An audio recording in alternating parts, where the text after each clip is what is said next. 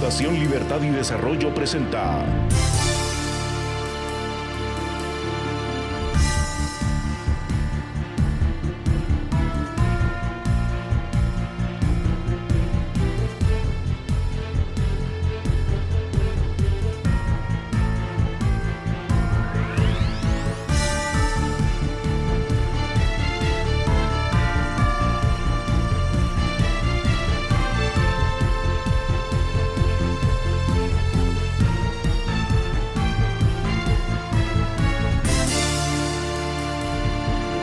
Razón de Estado con Dionisio Gutiérrez. ¿Quién hubiera dicho que el bicentenario de nuestra independencia lo estaríamos celebrando en medio de una pandemia? La pandemia del siglo. Hace 200 años, cuando ninguno de los que estamos hoy estábamos, un grupo de guatemaltecos a quienes se bautizó como próceres de la independencia de Guatemala y sus provincias, promovieron, lideraron y acompañaron los eventos políticos de aquella época que conocemos como la independencia, la emancipación, la separación centroamericana de España. Si somos críticos, justos y rigurosos, debemos dar valor al hecho de que aquella fue una independencia sin sangre y sin violencia, y que su acta fundacional se inspiró en el ideario liberal de la Constitución de Cádiz, en la que dieron preeminencia a los valores de la República con la división de poderes, al Estado de Derecho con la igualdad de todos ante la ley, al respeto a las libertades civiles y al reconocimiento de valores occidentales como el respeto a los contratos y la propiedad privada. Por supuesto que hubo intereses, consignas y agenda política. Por supuesto que algunos perdieron con aquella independencia, pero hay verdades de aquellos días. Se abrieron oportunidades y tuvimos victorias que hoy, con el paso de los siglos, no se pueden negar. El saldo de la gesta ciudadana de 1821 hizo realidad la fundación de la República, el nacimiento de nuestro país. Una república y un país a los que todavía debemos construir. Aquel movimiento cívico nos llevó a la independencia de Centroamérica de forma pacífica, fundada en principios liberales, con una visión integracionista, con un código de valores que la historia ha demostrado ganadores. Aquel evento histórico abrió espacios y caminos y nos dejó una herencia por las que las generaciones de hoy debemos rendir cuentas. Nombres como los de Gabino Gainza, el brigadier valiente, José Cecilio del Valle, estadista de la época y redactor del Acta de Independencia, Mariano Gálvez, José Matías Delgado y otros, seguirán pasando a la historia como próceres de una independencia que nos dio oportunidades que no supimos aprovechar. Las preguntas que hoy debemos hacernos son: ¿qué pasó con aquel espíritu liberal, renovador y de avanzada? ¿Qué hicimos con la democracia republicana y el Estado de Derecho a los que accedimos hace 200 años? ¿Qué hicimos con la libertad que nos heredaron los próceres de la independencia? Si queremos que la celebración del bicentenario rescate el significado que tuvo para quienes hoy nos permiten rendir homenaje a nuestra patria, a nuestra incipiente democracia republicana, hagamos de este momento uno de unidad y consenso para volver a los valores liberales fundacionales. Hagamos el compromiso de rescatar la agenda reformista, diseñemos un modelo de desarrollo y volvamos a considerar la integración económica de Centroamérica.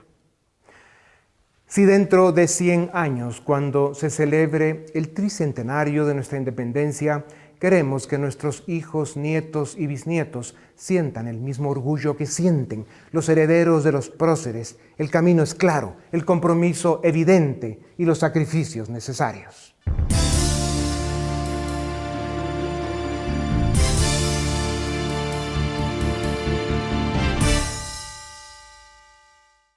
Después de 200 años y en la celebración del bicentenario de nuestra independencia, el escritor Francisco Pérez de Antón nos ofrece un oportuno ensayo que describe el evento político que funda la nación guatemalteca en el marco de los eventos que se desarrollaban en la España del absolutismo borbónico y en la Europa de las monarquías imperialistas en el primer cuarto del siglo XIX.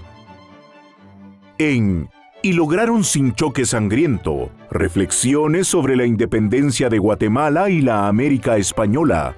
Don Paco Pérez de Antón nos dice que la interpretación de la historia no es única, sino plural. Sigue el principio del periodismo, según el cual la opinión es libre, pero los hechos son sagrados. Tal es el precio que debe pagarse por la multitud de perspectivas desde las cuales la historia se observa. También nos dice que la emancipación de Guatemala ha vivido por 200 años, arraigada en el corazón de sus hijos, como un suceso que genera felicidad y alegría. Y así debe continuar. Porque los historiadores pueden prescindir de la idealización de la historia, pero ningún país puede prescindir del paradigma de su fundación ni permitirse el lujo de decir que tal hecho se basó en una farsa, una traición o una mentira. Y lograron sin choque sangriento, nos recuerda el mérito que tuvo el hecho de haber logrado la independencia de Guatemala y sus provincias sin balas, guerras ni muertes. Y cómo hombres normales que tomaron decisiones extraordinarias abrieron un espacio político, democrático y republicano a nivel regional, que, si se aprovechó o no, es algo por lo que las generaciones que venimos después rendimos cuentas y pagamos las consecuencias cada día. Cuando vemos al pasado, con frecuencia lo hacemos para entender nuestro presente. Por eso, es oportuno que, a 200 años del hecho político más trascendental de nuestra historia y que marcó el inicio de nuestra vida republicana, busquemos en él los orígenes de nuestra convulsa situación actual. ¿Fue nuestra independencia una acción timorata y conservadora, o peor aún, un acto elitista y excluyente? ¿Privaron en ella los intereses económicos de los criollos y del clero en lugar de los intereses del pueblo? ¿Estuvo nuestra independencia animada por los ideales de la libertad o fue un acto de oportunismo y gatopardismo frente al desgaste y debilitamiento del Imperio Español y la amenaza de Iturbide de anexarnos por la fuerza a México? Y lograron sin choque sangriento, Francisco Pérez de Antón nos ofrece un texto en el que aborda estas cavilaciones, cuestionamientos y prejuicios que repetimos cada 15 de septiembre. Su lectura nos permitirá acceder a una versión ilustrada a través de la cual podremos profundizar sobre aquellos hechos que siguen marcando nuestra vida y nuestra historia. A lo largo de su brillante trayectoria literaria, Francisco Pérez de Antón supera la veintena de obras. Asistido por la ficción, el ensayo y la narrativa, nos ha llevado por épocas y momentos críticos de nuestra vida cívica que compelen a desentrañar, conocer y entender nuestra travesía vital colectiva. Y lograron sin choque sangriento, quedará como una obra singular sobre un momento determinante en nuestra vida política y sin duda, como una más de las obras memorables de su escritor. Publicado en julio de 2021, este ensayo nos cuenta sobre la diferencia poderosa y excepcional de la independencia de nuestra región frente al resto del continente americano que, en su búsqueda de libertad, se tiñó de sangre en largas guerras independentistas que se volvieron interminables y devastadoras. Como guatemaltecos y centroamericanos debemos sentirnos orgullosos de aquel acto fundacional en el que nació la República Federal de Centroamérica, y por el hecho de haber logrado una victoria en nombre de la libertad, sin medios violentos ni una ruptura traumática en nuestra sociedad.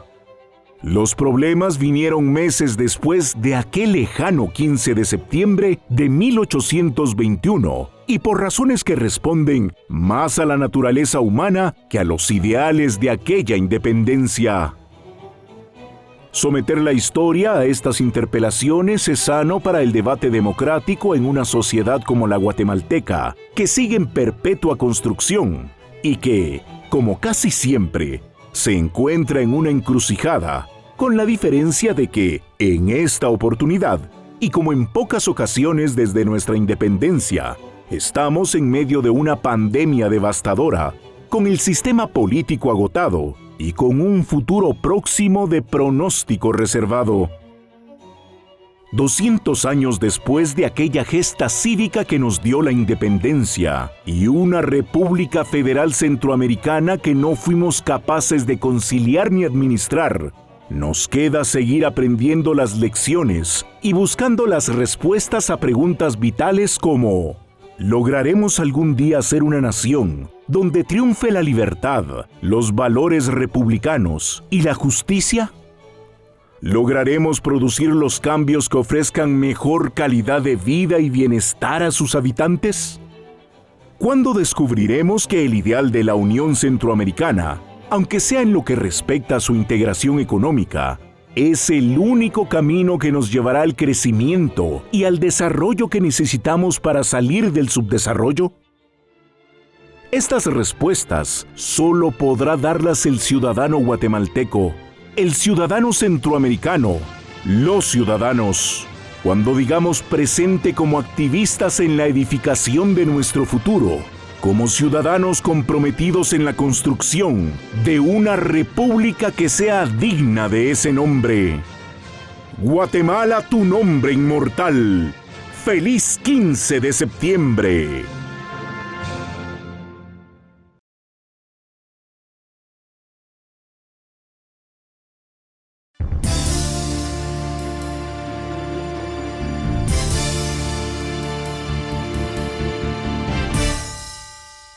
Bienvenidos a Razón de Estado. Esta semana se celebra el bicentenario de nuestra independencia y queremos hacer reflexiones al respecto. Y para ello contamos con dos reconocidas figuras de Guatemala. En primer lugar, el doctor Carlos Sabino, sociólogo, historiador y reconocido escritor latinoamericano, y el licenciado Ronald Flores, también reconocido escritor y cuenta con una maestría en literatura comparada por la Universidad de Texas.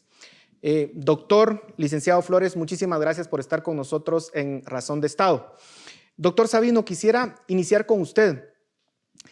¿Qué significó la independencia para Guatemala? Hay algunos que hacen de menos este hecho y creen que la verdad es que no mejoró mucho el país o la situación no cambió.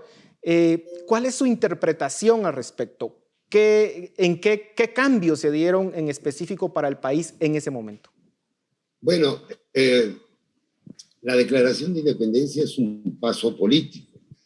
La gente que pide que hubiera habido transformaciones sociales o económicas de inmediato, creo que anda desenfocada en el sentido de que no se trataba en ese momento de hacer una revolución, ningún tipo de revolución, ni social ni cultural, sino que se trataba de tomar una decisión frente a un imperio que estaba realmente ya en decadencia.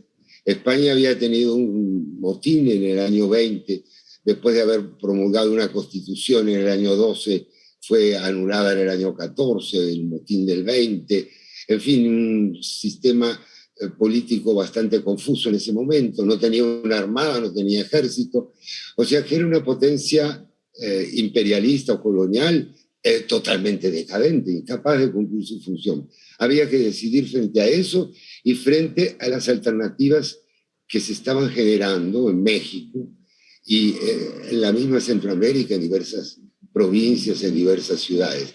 La alternativa era qué hacer, proclamar la independencia. Allá en México se estaba preparando la aparición de una nueva entidad política, el Imperio de Septentrión, el imperio que dirigía Iturbide, que inicialmente habían pedido que alguna figura borbónica lo encabezara, porque iría a ser un imperio constitucional. Y había partes de lo que era la Centroamérica en ese momento que estaban ya de acuerdo en hacerlo. Entonces aquí en Guatemala había que tomar una decisión. O nos mantenemos con España, lo cual es una situación colonial, no diría insostenible, pero totalmente inútil para nosotros, perjudicial. O vemos lo del imperio, o qué. Entonces, el 15 de septiembre es una reunión que decide eso. Y que yo pienso sabiamente lo hicieron de tal manera que ni se adhirieron de una vez a un imperio que todavía no se sabía qué contexto, qué forma iba a adquirir, pero ya decidieron dar el paso esencial. Ahí viene un poco la respuesta real. El paso esencial es declarar la independencia. Ya no somos una entidad sometida a otra. Somos una entidad que va a decidir su destino. Ese es el problema y eso es lo equivocado de no celebrarlo, porque eso es decisivo. De ahí en adelante se pueden hacer todo lo que se quiera, pero primero tenemos que adoptar nuestra propia identidad. Uno de los primeros actos que se desean impulsar en ese momento es la construcción de una República Federal Centroamericana o la Unión Centroamericana. Licenciado Flores, ¿por qué fracasa ese intento? ¿Hubiese sido distinta la historia de esta región si se hubiese consolidado ese proyecto? ¿O cuál es su interpretación al respecto? Nos lanzamos con mucha fe a construir algo que es muy complejo. Entonces, quiero resaltar el énfasis de hacer el intento de mantener el Reino de Guatemala, que fue como se conocía la región centroamericana, unida después de que el factor que nos unificaba, que era la corona española, ya no existe más. Entonces, una de las cosas que nos sucede como centroamericanos es que vemos hacia adentro y tratamos de quedarnos con una unidad extensa que era Centroamérica, que no tenía el financiamiento necesario para convertirse en República Federal. Era una República Federal, es costosa. Terminamos realmente respaldándonos en nuestra unidad mínima, que era la provincia. Entonces, hubo este intento, hay múltiples divisiones internas que nos aquejaron como otras provincias que salían de haber estado bajo la corona española y que intentaban avanzar, pero todo depende del financiamiento con que se cuente más allá de la buena voluntad. Y acá también habían cuestiones ideológicas y cuestiones personales que hicieron imposible sumar nuestras coincidencias y se acentuaron nuestras diferencias. Entonces, creo que pudimos haber sido la República Federal si hubiéramos logrado enfrentar los obstáculos financieros e ideológicos con una mejor disposición. Doctor Sabino, hablemos un poco de estos 200 años de vida independiente. Siempre hemos estado como país rezagados respecto a América Latina. Primero, pues llegamos tarde a la independencia. Luego, en ese momento, Centroamérica era considerada básicamente una serie de aldeas por algunos intelectuales sudamericanos. Y luego, llegamos muy tarde a todos los movimientos democráticos. Hay algunos países de Sudamérica que consolidaron muchísimo mejor sus instituciones que los países centroamericanos. Los niveles de analfabetismo fueron persistentemente altos en esta región durante mucho tiempo. ¿Por qué pareciera que Centroamérica tiene un ritmo de desarrollo muy distinto al de Sudamérica? ¿Qué nos hace estar en esa posición? Bueno, Paul, yo pienso que el ritmo no es tan distinto. Es un poco rezagado, pero por ejemplo, en cuanto a fechas de independencia, más o menos es la misma de la de Brasil, es anterior a Brasil, es prácticamente, no en teoría, pero la misma de la del Perú y la de México. O sea, porque México habla de 1810, pero eso es un grito y una sublevación frustrada, derrotada. Entonces, yo no creo que haya sido que tengamos un destino particular en ese sentido. Sí diría que somos los que marchamos más atrás. En gran parte hay muchas razones. Hay unas que yo voy a señalar y quizá Ronald señale otras, pero la idea es que nosotros no teníamos, por ejemplo, un puerto como el de Buenos Aires. Y el de Buenos Aires no solo importaba y exportaba, sino que entraban los libros, las ideas, las personas. Es decir, eso marcó no teníamos una homogeneidad étnica como la que tenía Chile. Aún la tiene, uno viaja a Chile y ve que todo el mundo tiene un toque de mestizaje, pero no hay indígenas salvo en regiones extremas. Entonces, aquí había una población indígena mayoritaria que estaba un poco como excluida, estaba excluida de las decisiones políticas y estaba un poco como marginada, encapsulada. Yo creo que eso la falta de infraestructura, la posición geográfica, todo eso nos dañó mucho. La posición geográfica, voy a añadir este punto, es privilegiada, pero hay que hacer inversiones para recibir los beneficios de ese privilegio, como le tocó a Panamá a principios del siglo XX. Entonces, yo pienso que nosotros no somos, en este momento, por ejemplo, a lo largo de tanto tiempo, aquí hubo un renacer de la democracia en toda América Latina, allá en 1980 aproximadamente, 80-90.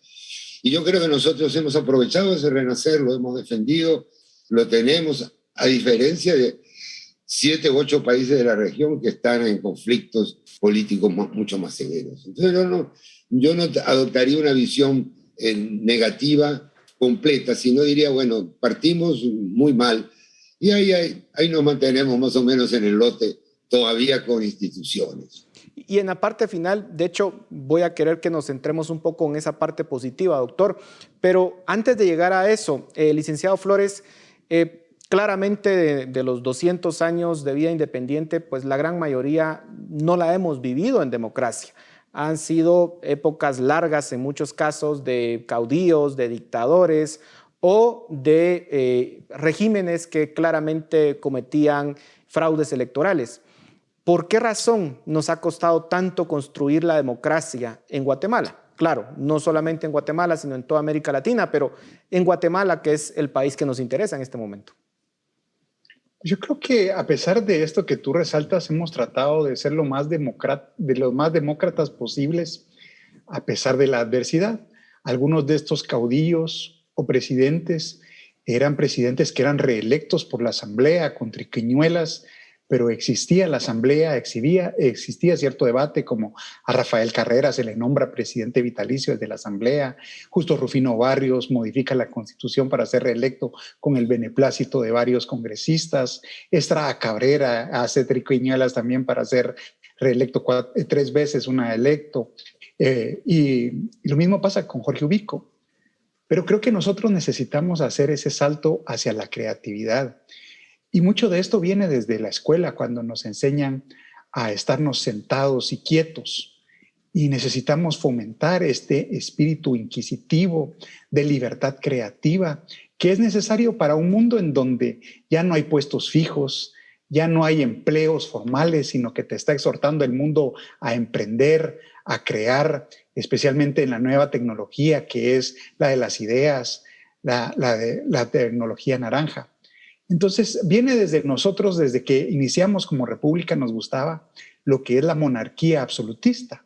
Y de alguna forma pasamos a ser una pequeña república absolutista también, donde le damos mucho poder a otras personas y se nos ha olvidado el gran poder creativo que tenemos como individuos para poder crear un mejor futuro a pesar de los obstáculos que enfrentemos. Y de eso se trata la democracia, el respeto de los derechos individuales, la creatividad, la libre expresión, el libre ejercicio de los cultos y tratar de en ese diálogo, en esa conversación con otras personas que son nuestras semejantes, ponernos de acuerdo acerca del sistema político que deseamos, que mejor refleja ese espíritu democrático y qué futuro queremos.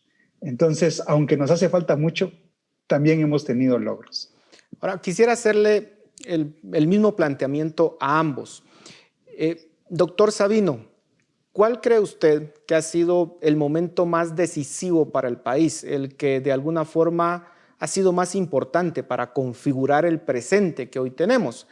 Por supuesto que pueden haber varios, pero ¿cuál creería usted que es ese momento en donde se puede decir, bueno, el país siguió este rumbo y si se hubiese tenido pues, un escenario distinto, estaríamos en otra situación, tal vez mejor o tal vez peor? ¿Cuál es para usted ese momento? Bueno, yo voy a ser flexible y te voy a elegir 3 momentos.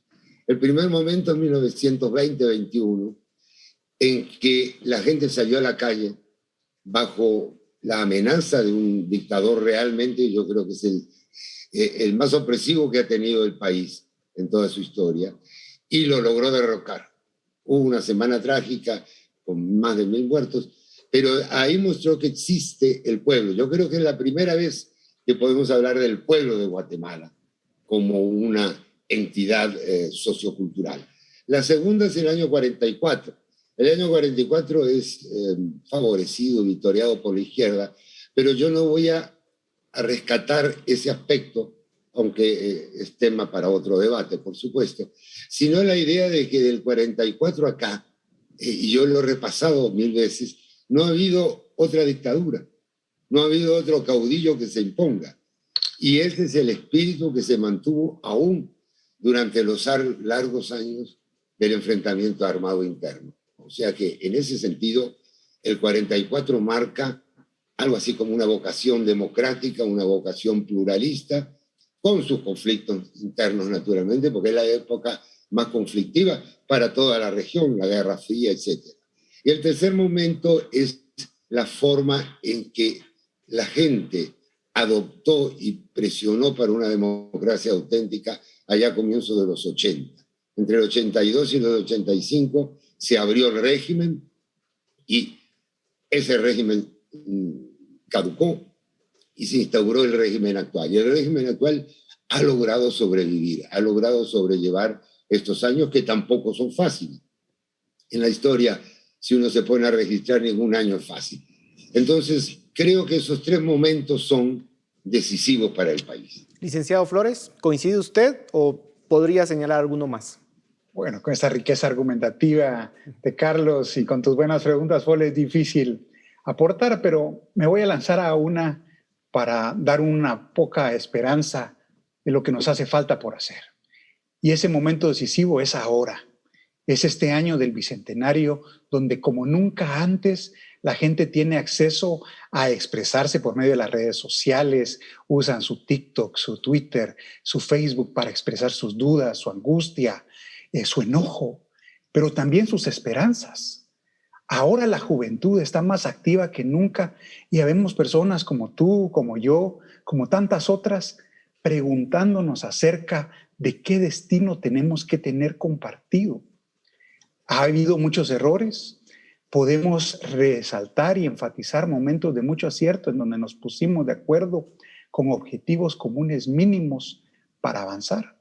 Entonces, ese momento decisivo de cómo va a ser la patria es ahora y empieza con el Bicentenario en esta discusión profunda en donde espero que nos logremos respetar y ser tolerantes como nunca antes en la historia, habiendo aprendido de los múltiples errores de ella. Entonces el futuro está por decidirse, el momento es hoy. Doctor Sabino, Genial me pareció. y justo en esa línea, ya para ir terminando porque nos quedan ya muy pocos minutos, pero ¿qué tenemos que hacer para construir ese sentido de nación? Y no hablo aquí de ideas nacionalistas obsoletas, sino de verdad ponernos de acuerdo en cómo construir instituciones más eficientes, más eficaces, una democracia liberal consolidada, porque obviamente también somos una sociedad fragmentada, pero ¿es posible cierta unidad en este momento?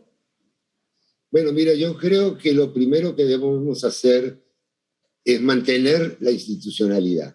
Eso es básico para todos los países. Lo ha demostrado Estados Unidos, lo ha demostrado países de América Latina, de Europa y de Asia. Es decir, es mantener el marco que nos hemos trazado nosotros mismos, que hemos aprobado hace, que es la Constitución con sus enmiendas.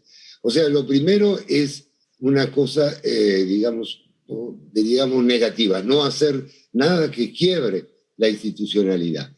Como decía Ronald, me pareció excelente su respuesta realmente. Lo que tenemos que hacer es, no digo ponernos todos de acuerdo, porque la democracia existe porque nunca nos vamos a poner todos de acuerdo. Pero sí lo que tenemos que hacer es marcar la cancha y decir la pelota salió afuera. Esto no se puede tolerar. Y adentro de la cancha discutimos, digamos, jugamos, nos peleamos, etc. Ese es un punto. Y el otro punto yo también, bueno, yo no soy guatemalteco de nacimiento, así que evidentemente no me voy a poner una postura nacionalista. Pero sí adoptado en esta nación, doctor. Sí, yo he adoptado porque la amo mucho.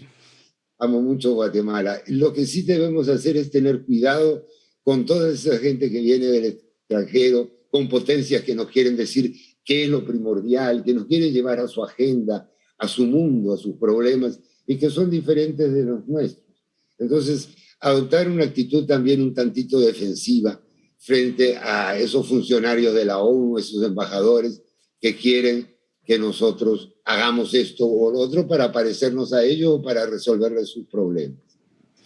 Ahí me quedaría. Bueno, ya para ir terminando, licenciado Flores, ¿cuáles son las amenazas que ve ahorita en el presente para el país y cómo las podemos superar en el minuto que nos queda?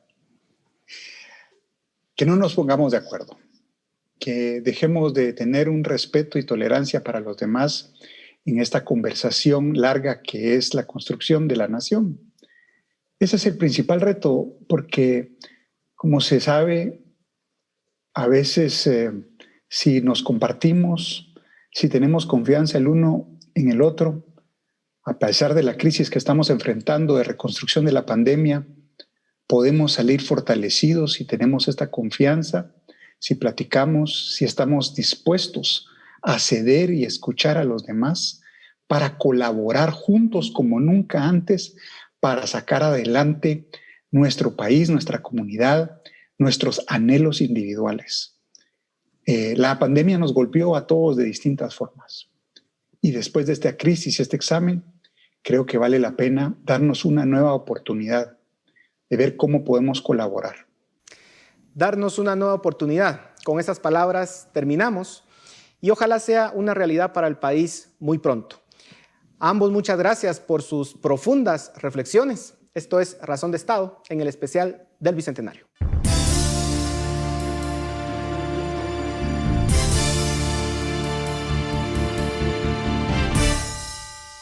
¿Qué tal? Bienvenidos a Razón de Estado. Vamos a hablar hoy del Bicentenario, ¿no? Porque se conmemoran 200 años de independencia de Guatemala de España, ¿no?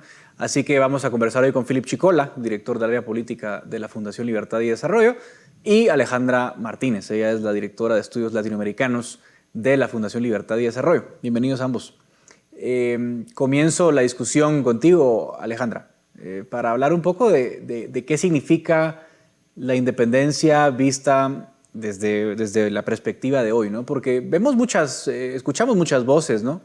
que cuestionan. Obviamente hay un revisionismo sano que siempre es deseable, ¿no? En cualquier momento, pero hemos visto que la coyuntura y demás cuestiones han aderezado bastante la discusión. Hay voces que directamente dicen no hay nada que celebrar, porque fue toda una farsa, otras voces que dicen no, pues sí, hay que conmemorar la independencia porque de alguna forma simboliza el nacimiento de la nación con todos los problemas que tiene, etcétera, etcétera, pues es un momento importante.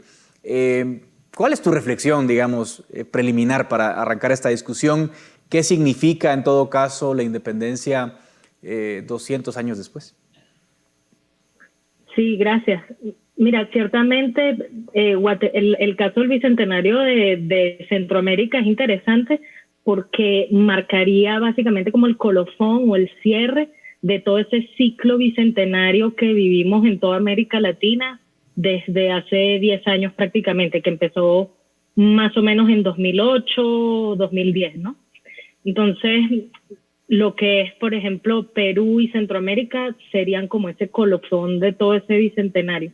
A la luz de estos eventos, yo creo que es una fecha cardinal y fundacional en la vida republicana del país, como bien decías en la introducción, a pesar de los problemas institucionales que tiene Guatemala, Centroamérica y todos los países de América Latina en general, pues vale la pena conmemorarla y confrontar visiones históricas, pues para esto ha servido todo este ciclo bicentenario que ya llega a una década. Ciertamente en el caso de Sudamérica, que ellos fueron, digamos, los que empezaron este ciclo bicentenario, el bicentenario fue utilizado, tuvo un uso político bastante evidente. Ahorita estamos viendo cómo López Obrador en México también se está montando en esa ola del bicentenario. Y bueno, yo creería que en ese sentido y frente a estos nuevos discursos historiográficos de unas décadas recientes para acá, que ponen a la independencia como el proyecto de los criollos, de la élite criolla latinoamericana, etcétera, vale la pena confrontarlo con otra visión. Philip, ¿cuál es tu perspectiva inicial? Bueno, yo soy de la idea que la historia de la independencia de Guatemala y en general del Istmo Centroamericano sí nos marca en gran medida como sociedad política, porque cuando estudiamos la historia centroamericana y la contrastamos, por ejemplo, con las independencias de los países de América del Sur, con la independencia de Estados Unidos, de las 13 colonias que se dan, digamos, en un periodo de unos 50 años en América, nos damos cuenta que la independencia centroamericana, a diferencia de las que me les mencionaba, tiene un carácter eminentemente conservador.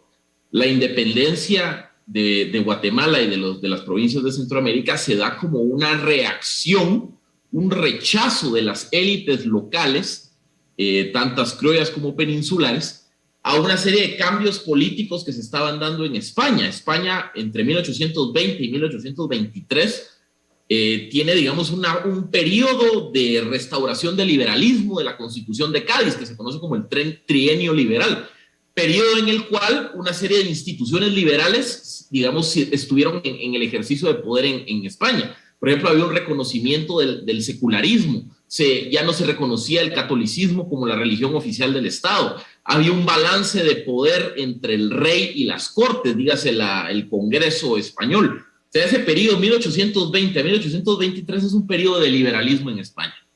En Centroamérica, ¿qué pasó? Las élites locales, como eran conservadoras, y al no sentirse identificadas con esas instituciones liberales del trienio liberal español, deciden independizarse para mantener las cosas como eran antes de 1820. Y al final las élites locales se independizaron de España con el objetivo de querer mantener el statu quo colonial, incluso, digamos, dentro del Plan de Iguala, que es la razón por la cual Centroamérica se anexa a México, fue la primera decisión soberana de las provincias centroamericanas. El Plan de Iguala tenía como objetivo invitar a un príncipe español a que asumiera, digamos, el poder político sobre esta nueva unidad política independiente. El Plan de Iguala también se basaba en el reconocimiento del catolicismo como la religión de Estado, es decir, las élites locales se estaban separando de España para mantener las cosas como eran antes ante los cambios políticos que se estaban dando en España. Entonces, es interesante porque retrata ese carácter conservador que han tenido las élites políticas, particularmente del Triángulo Norte Centroamericano, a lo largo de los últimos 200 años.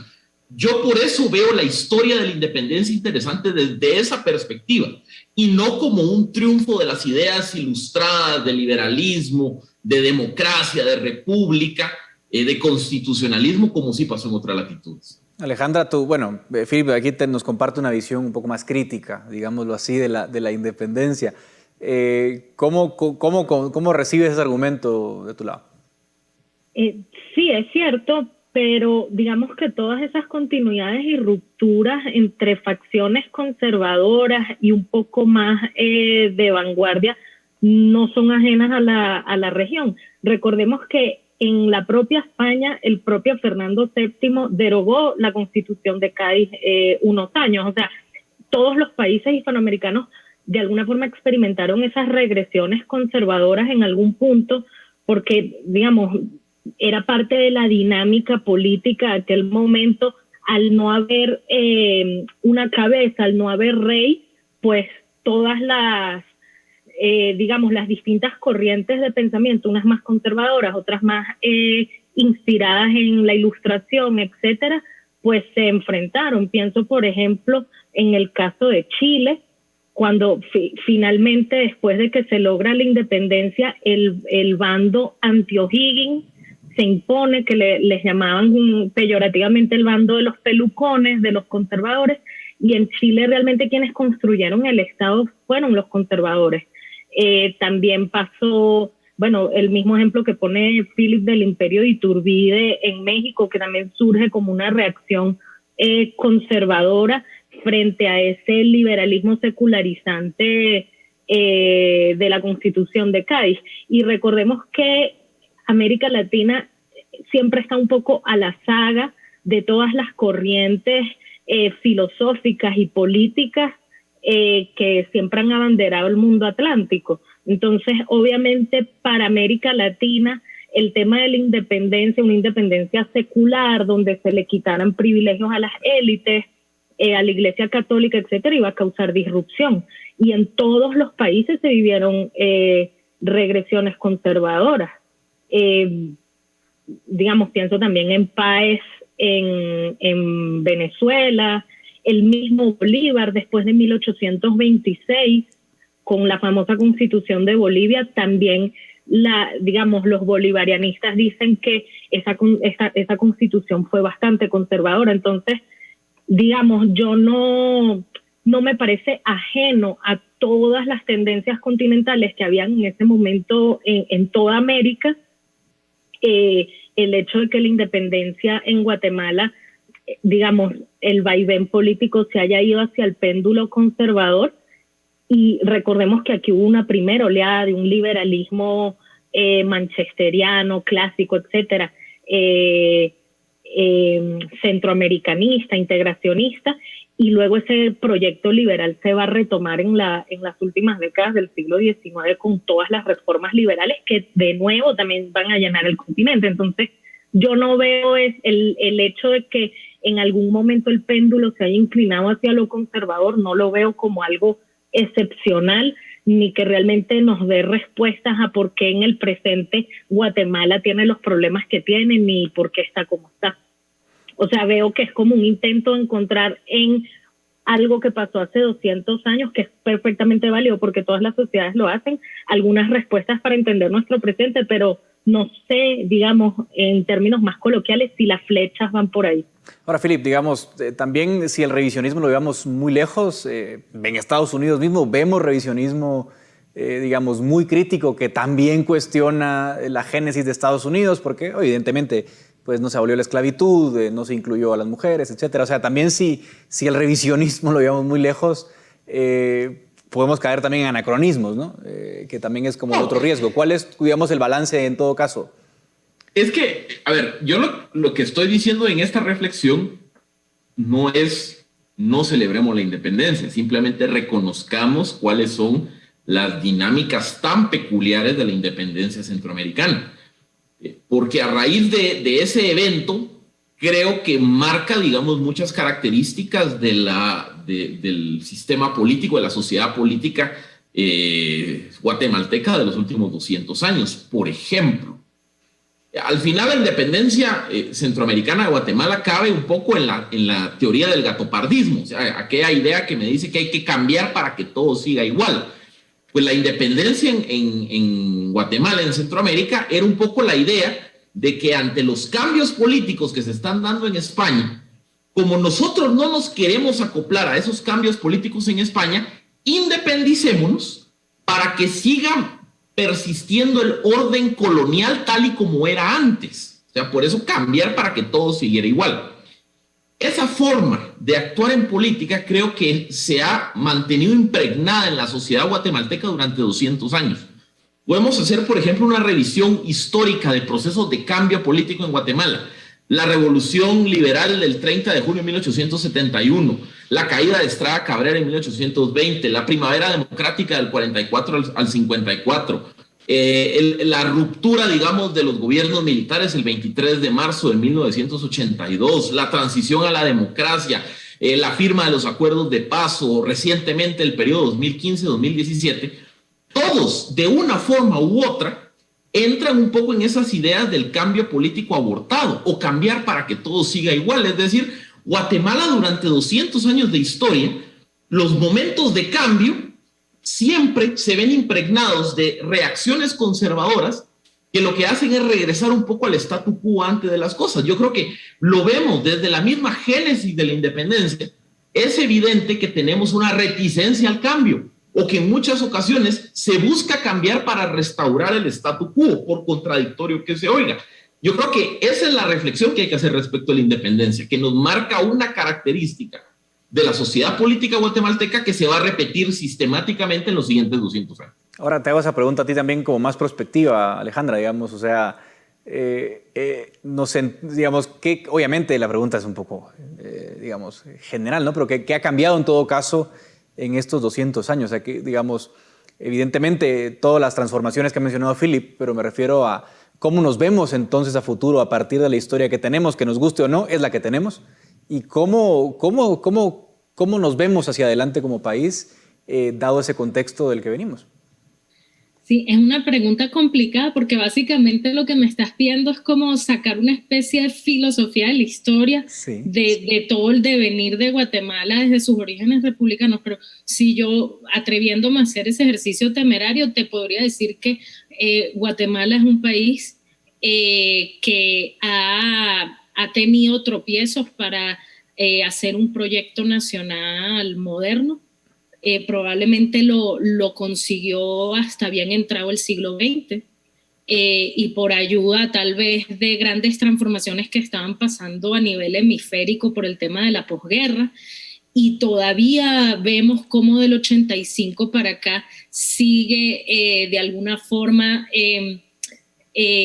intentando, digamos, consolidar esa construcción, ¿no? Esa construcción institucional, que de repente si la comparamos con otros países de América Latina ha sido bastante accidentada y con bastantes tropiezos, pero así es la historia. O sea, algunos países tienen golpes de suerte y algunos países van más lento. Yo creo que en los últimos 30 años, y no es que yo lo creo, o sea, los índices de Guatemala lo demuestran, hemos crecido económicamente. En los últimos años hemos perdido en índices institucionales y de democracia, pero el paso que dio Guatemala en la década de los 80, de alguna forma incorporarse a esas grandes oleadas de democratización y además alcanzar un proceso de paz, digamos, es una cosa impresionante de las que los guatemaltecos y todos los que hacemos vida en este país debemos sentirnos orgullosos, y sobre la cual tenemos que seguir construyendo, pero no desnostar el camino que ya están dados. Me queda poco tiempo, Philip, pero tu conclusión, tu perspectiva, te hago la misma pregunta que Alejandra, ¿cómo ves tú ahora el país? Bueno, yo creo que al final los mismos, que nadie está haciendo un juicio de valor, pero digamos los mismos fenómenos que vemos en el episodio de la independencia, digamos ese conservadurismo, digamos, a la modernidad, y la modernidad la podemos entender de una forma en 1820 y de otra forma en el 2021. Digamos, ese rechazo por la modernidad, un poco el miedo a lo foráneo, a los cambios políticos, han estado ahí, están impregnadas, digamos, en la sociología política de los guatemaltecos. Yo creo que a la luz, digamos, del estado actual de las cosas, creo que tenemos que reconocer que ese inmovilismo en el largo plazo no necesariamente es una receta de estabilidad política, al contrario, se vuelve una receta de caos político. Entonces, creo que precisamente en ocasión de la conmemoración del Bicentenario, es momento de reconocer la necesidad de que en algunos momentos un sistema político que no tiene las herramientas para cambiar está condenado a su propia destrucción. Que al final necesitamos élites que se logren montar en las olas de la modernidad y en lugar de rechazar, digamos, tendencias globales de modernización, de construcción de instituciones, apostar por un conservadurismo extremo no necesariamente es la mejor ruta. Entonces yo creo que esos son algunos de los aprendizajes que podemos hacer hoy, 200 años después de esa historia tan particular que es la independencia de Guatemala y Centroamérica. Sí, sin duda yo creo que es momento de reflexión sana, ¿no? Y de revisionismo sano. Yo creo que este debate ha sido un ejercicio interesante para invitar a la audiencia a reflexionar un poco acerca de lo que significan estas fechas y sobre todo los 200 años que obviamente marcan un momento particular. Así que gracias, Philip y Alejandra, por esta interesante discusión y también gracias a la audiencia. Esto es Razón de Estado.